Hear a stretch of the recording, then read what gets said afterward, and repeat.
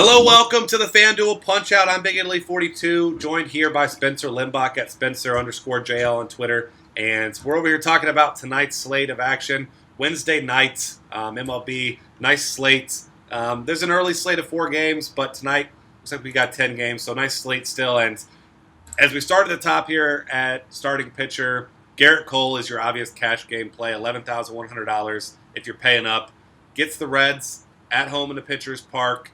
And he's a big favorite, minus 190, 6.5 run total, opposed by Mike Leake, who has been really up and down. I mean, he hasn't been bad by any means this year, but I mean, he's had his ups and his downs. You like to think that he's going to get a little bit of run support. Vegas agrees. So if you're paying, I mean, Cole's obviously your chalk option.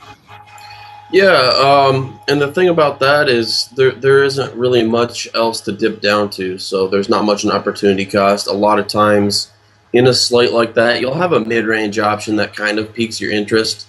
I'm not really seeing that tonight, so I just think that bumps up the narrative to Cole, and I'll probably have him in my cash games. Yeah, I mean, it just makes sense to just go ahead and get the security there. When you're looking at some other options here, obviously more of a GPP play, but I kind of like play Buchholz against Baltimore. It is an 8.5 run total, but he's a minus 143 favorite. And he actually has the second highest strikeout rate behind Gerrit Cole of any of the pitchers on the board tonight, 23%. Keeping the ball on the ground at 50%. Home run rates similar to Gerrit Cole's. I'm not comparing him to Gerrit Cole, obviously, but his numbers really aren't that far off. And for a significant discount, and it's a Baltimore team that they're swinging the bats really well right now, but they do still strike out a lot. So I think he's probably, if I'm paying up, he's definitely my favorite GPP option around that price. Yeah, a few more. Jamie Garcia has been pitching really well lately. The only thing there is you're kind of worried with the lefty-righty matchup against the likes of Stanton and Ozuna and Baker. The Marlins hit lefties pretty well. But, I mean, if he can neutralize Stanton, maybe he has a good, solid fantasy total tonight, and the Cardinals can get him some good run support. So maybe he's a mid-range pick. I'm not overly enthusiastic about it, but going to have him on my radar nevertheless. If I'm looking to make some stacks and I need a cheap pitcher, I think maybe Ryan Vogelsong for 6.7K, just because the matchup, pitcher-friendly park in San Francisco against San Diego. And the San Diego lineup has just been really hasn't been doing much of anything lately. So, and we saw Madison Bumgarner last night just mow him down with strikeouts. Not saying Ryan Vogelsong has the same upside, but it helps bad offense right now. Yeah, this team is just swinging at anything. So, yeah, Ryan Vogelsong, maybe if you want to build some stacks, he could get you a respectable fantasy total. He's done that lately, so great matchup for him. Yeah, I mean, they're looking like last year's Padres, except it's just better players with different uniforms. They're just still producing at the same level. So, yeah, I'm with you there. I was actually going to mention him if you didn't, because, I mean, that price difference is, I mean, it's substantial. $4,400. You can help get yourself some Coors bats, some other guys you like. I got one more cheap guy to consider here, and it's not a guy that I think is tremendously talented, but he's been efficient recently. Kendall Graveman at $5,400. Last 3 games, 7 innings, 6 Ks, 8 innings, 7 Ks, 7 innings, 6 Ks. I mean, the guy's not incredible. He doesn't have huge upside, but at $5,400, I don't mind slotting him in there, especially for some GPPs and just seeing what he can do. So, I mean, he's pitching deep into games right now, and he's fooling some guys. So I don't think he's a terrible option. And then you hate to say it, but Matt Latos against the Cardinals, who really have not been hitting the ball right now. He's got upside. He also has probably the lowest floor. And by floor, I mean his floor is in the basement. You got to open the door, walk down the stairs, and search for it. But at his price tag, I don't think he's a terrible upside GPP guy. Yeah, pitcher-friendly park there, too. And the Cardinals, they don't really have many power bats. So, I mean, if they do score, it's going to be slap singles, things like that. Nothing to really blow them up. Knock on wood, I guess. It's hard to say Latos won't blow up, but, I mean, lesser probability today. Yeah, especially if Matt Carpenter still doesn't return today. That's we won't say big bat, but that's a consistent bat that you have to worry about that may not be there tonight. All right, moving on here to catcher. Obviously, some options. I was one of many that was disappointed Stephen Vogt was in the lineup last night. I'm not going to be playing him against a lefty today, but just a little moment of silence for him there and not having that. You got to like Buster Posey. against fly ball prone Ian Kennedy. He's certainly in play. But, I mean, tonight, for me, if you're not going Posey or Jonathan Lucroy, you're just getting a guy at Coors Field. I mean, that's where I went last night in cash. You went, well, you take Castillo because he had some power. You get lucky because he hits a home run. You obviously aren't playing and hoping he hits one. But, I mean, 11-run total, it just makes sense to get one of these guys in Coors Field tonight. Yeah, and Castillo has been consistent lately, even outside of Coors Field. So, I mean, he has that going for him. Yeah, either between him and Saltalamacchia, whoever's in the lineup. I'm guessing it'll be Castillo, but you never really know. They kind of alternate those two guys. Otherwise, if you want to go a little bit cheaper, maybe get away from the popular options, Salvador Perez, don't really mind him tonight against the lefty. Granted, it's in Seattle, pitcher-friendly park for right-handed bats, considering. But 2,400 against the lefty, I really don't mind that. Otherwise, sneaky tournament option, Josh Fegley from Oakland, going righty-lefty matchup, park upgrade in Texas. And he's been hitting the ball pretty well lately. He has 3 home runs in his past 7 games. So, yeah, he's hitting the ball hard, and I like him for some tournament upside. Yeah, that's a really good call. I mean, like you said, he's been swinging a hot bat. I mean, you don't love his lineup spot, but at that point, you're going cheap, and you're looking for power. You don't care when the power comes. And that should help his ownership percentage. I mean, because if he was batting 5th or so, I mean, more people will be looking to him. So yeah, that's a good point. All right, moving over to first base. Paul Goldschmidt once again in play.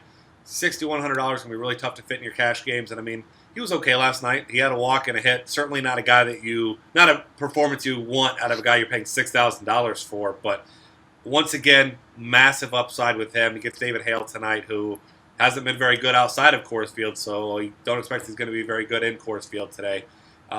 He's certainly in play. Then when you look a little bit down, Mike Bolsinger has been okay this season, but Anthony Rizzo is the guy I love to play in tournaments because he's got monster upside. And I'm really disappointed to finally see the big-time price jump for Adam Lind. He was a guy I love to play in cash games under 3K. Gets a righty today, so I think he's a play, but he's much more of a tournament play now at that price. And in all reality, I probably won't be paying that price tag for him tonight. Yeah, Goldschmidt's obviously the top option, but if you consider per dollar, I think I really like Prince Fielder. We talked about Graveman and how he's been better lately. I mean, he struggled at the beginning of the season, and he's gotten a little bit better. But you have to consider the park factor in Texas, and then again, there's a reason that Graveman is priced at 5.4K. He's an okay pitcher that's been doing better, but he's not someone to shy away from when looking at targeting bats against him. So Prince Fielder at home, I mean, he's been kind of better lately, I guess we should say. He was kind of cold there for a stretch, but 3.6K, very nice price point. Otherwise, looking down a little bit more, you could go back to Coors and Willen Rosario if he's in the lineup. Maybe as a tournament option, I wouldn't go him in cash games because it's basically home run or nothing.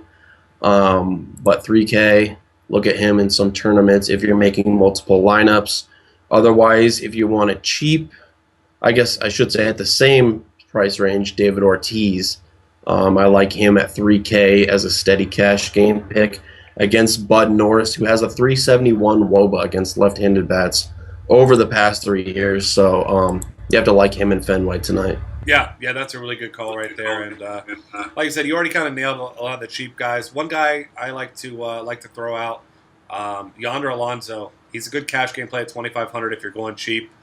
I mean, he's not a guy that's hitting for any power really at all right now, but he's putting the ball in play. He's getting on base. I think at 2,500, if I'm going to go cheap, that's the way I'm going to go. Yep. Second base, of course, you've got a lot of options. You had mentioned Bud Norris. Righty for Dustin Pedroia, but he's hitting the ball really well. 3 multi-hit games in his last 5, so he's certainly in play. Once again, you got D. Gordon, a lefty, which you don't like, especially for his stolen base potential. So that kind of hurts him a little bit. And then Anthony Rendon gets righty. He's been hitting. He had 4 hits last night, but it was against the lefty. So for me, I'm probably just going to go with the chalk here and go with DJ LeMahieu at $3,100. She'll be batting second once again. I mean, he's going to be a popular play. Homered last night. You're really not looking for the homer with him because he doesn't have much power. But I mean, he's a great play tonight. Yeah, I think LeMahieu is safe in his own regard, and I have him as my number 2 option at second base when considering salary. And number 1 would be Odor of Texas against Graveman. I mean, as we talked with Graveman, he's been pitching better, but still susceptible, especially in that ballpark. And Odor's minimum salary. And if he's batting leadoff again, I really, really like him, especially if you're trying to work Cole into a lineup. I think he helps save a lot of cap space and, kind of reach up at other positions, stabilize other positions. Yeah, that's a really good call right there. I love him, especially in this spot right now. So he's in a good spot. Hold on. Yeah. Do you love him more than you love Lonnie Chisenhall? That's the true litmus test. Well, right now I have to because I have no option to play Lonnie Chisenhall ever. So, and they're, I guess, different positions. So right now, yeah, Odor is my boy. I talk about him most nights, and because he's currently in Major League Baseball. Yeah, they had a role reversal because Odor was in the minors for a little bit. Yep. Now Chisenhall is, and he's up. So yeah, Lonnie will be back. Don't worry. Okay. We'll get to play him soon enough. No, maybe not soon enough, but at some point he will be back. So I wasn't really worried, but thanks for the reassurance. Hey, no problem. So for the 0 of you that were worried about Lonnie Chisenhall, I expect he'll be back one day. Okay.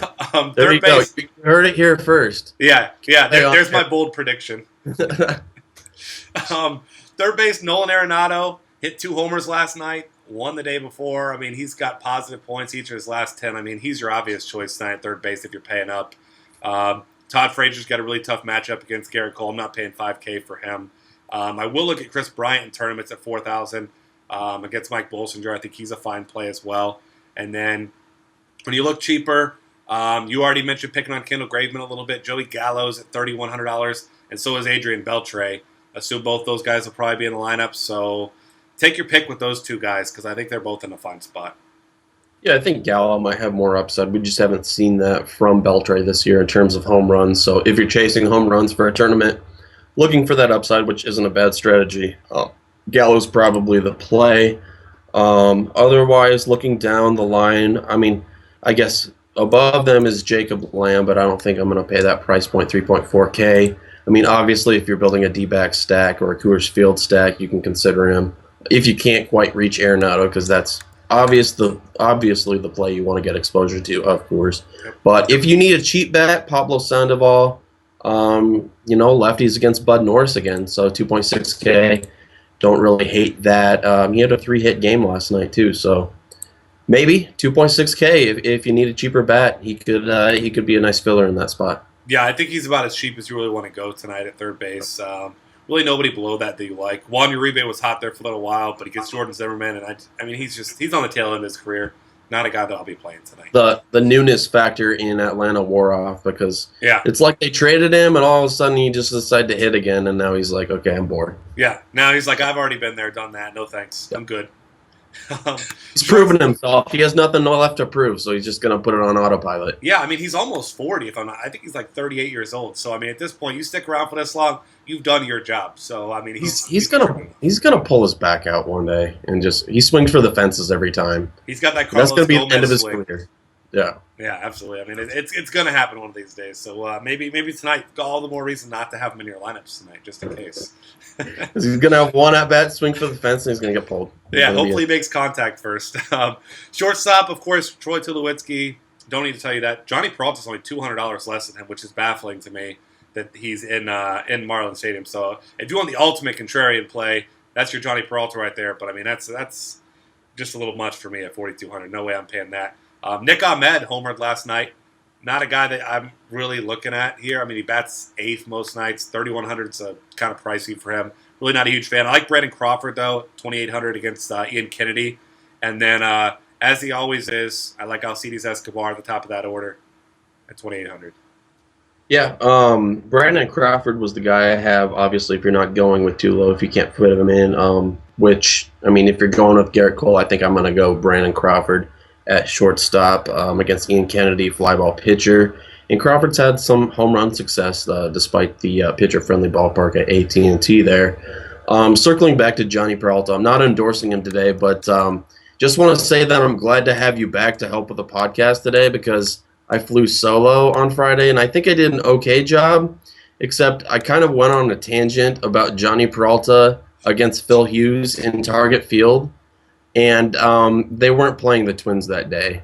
So all that was for naught. They played the Twins the day before, but I got kind of mixed up. But yeah, I needed you there to straighten me out. So I got you back next time.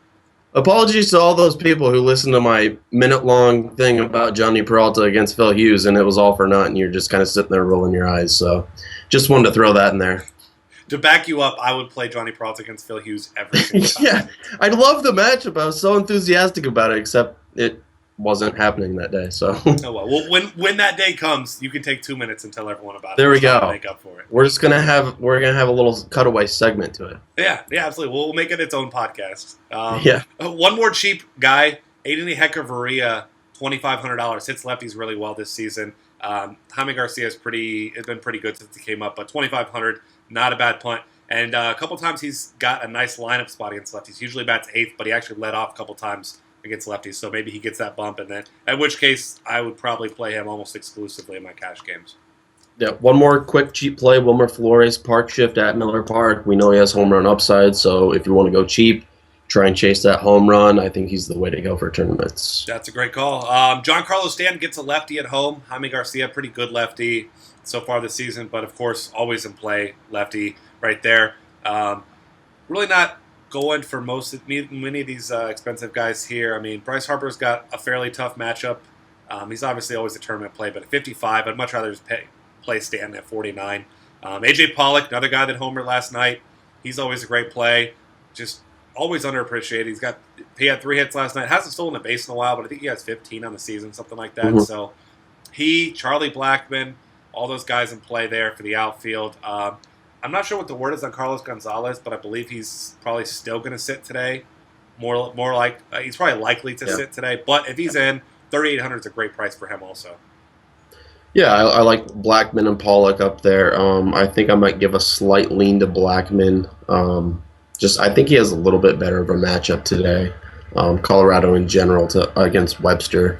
I think they're going to do some damage. Otherwise, looking down here, David Peralta, I mean, the price jumped from yesterday, but that price was ridiculously low. I think he was like 50% in the slam last night, and as he should be. I mean, he produced too, but now he's $3,400, up from his $2,500 tag. I still think that's too cheap. I think you can put him in and feel good about it there. So I'm going to have him probably in all my cash game lineups tonight.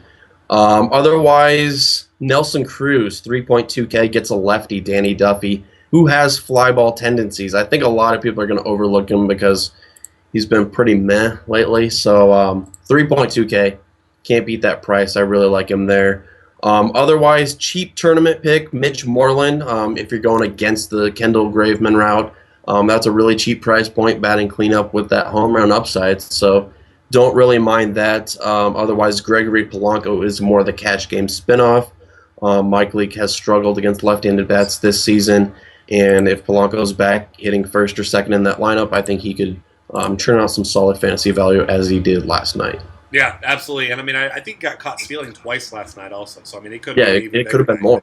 Yeah. He had 5.5 fantasy points, and he had like a triple RBI run. Yeah, and I think that both those got overturned, too. I know at least one of them did, where they called him safe, and I saw stolen base, and then it comes back, nope, caught stealing. So, I mean, he's aggressive on the base pass, especially after the way he's been struggling at the plate. I don't expect anything to change today, so I like that. That's a nice, cheap call. A couple other guys here. Michael Kadyr's minimum salary hasn't been hitting particularly well, but he gets a fine matchup against Jimmy Nelson, who's been pretty bad recently. So I don't mind going that route. As far as some other cheap options, there's not a whole lot that I love, but I'll give you another one. You mentioned his teammate against the lefty, but Mark Trumbo, pretty damn good against lefties in his own right. $2,400 is probably your cheap upside play. I love him tonight. And then you got to throw out one more. This guy's been mashing the ball since he came up. Chris Parmelee, $2,500, had a triple and a double last night. So I like him as a cheap play as well. Yep. And that's going to wrap things up. Find us on Twitter at DF Cafe. Subscribe to our YouTube channel. And check out all of our great content at dailyfantasycafe.com.